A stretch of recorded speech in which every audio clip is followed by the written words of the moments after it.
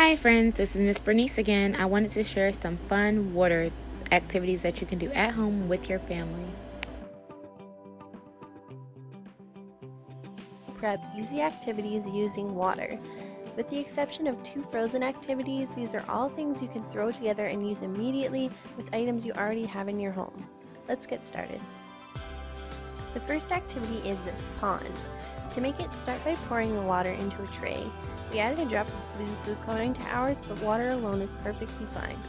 Next, decorate your pond with whatever you have around the house. We had some plastic plants, teacup holders that look like lily pads, and some bat toys. My daughters had so much fun with this that we ended up making a second one in the evening, and to this one we added ice cubes for the bears to float on and bottle caps for boats. You can make different themes depending on what you have. I saw one on Pinterest where there was sand and seashells on one half and water on the other. It looked really fun.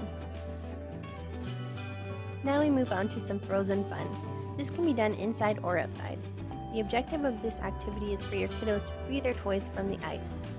To make these, all you need are some miniature toys, an ice cube tray, and some water. Invite your kids to add the toys to the tray and fill it up themselves. I find involving them brings joy even before the activity begins. Once they are finished, you can pop it into the freezer until it's frozen. I find the best way to get the cubes out without cracking them is to run some hot water over the back side of the tray, and you can bend the tray back and forth to loosen the cubes. Now most kids will likely think to smash or throw the ice to free the toys, but if you want to make the activity last a little longer, challenge them to think of how they can free the toys without using either of those methods.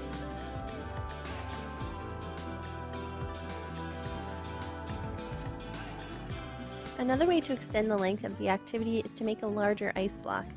Grab a large container and fill it with water and toys. We also added food coloring to ours and some plastic diamonds.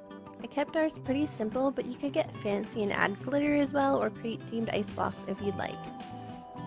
Leave it overnight to freeze, and then in the morning pull it out and run hot water over the outside of the container to loosen the ice. If it's a nice day, this would be great to bring outdoors, but if you're inside, you can just place it into a tray. We used a combination of salt and warm water to melt ours.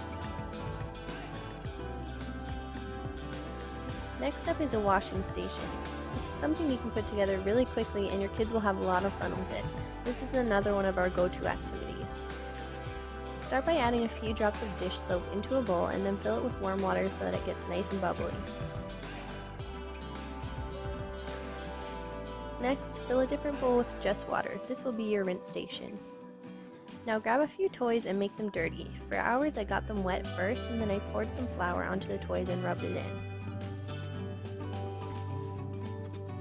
Place all of these in front of your child along with a drying cloth and a toothbrush and let them have at it.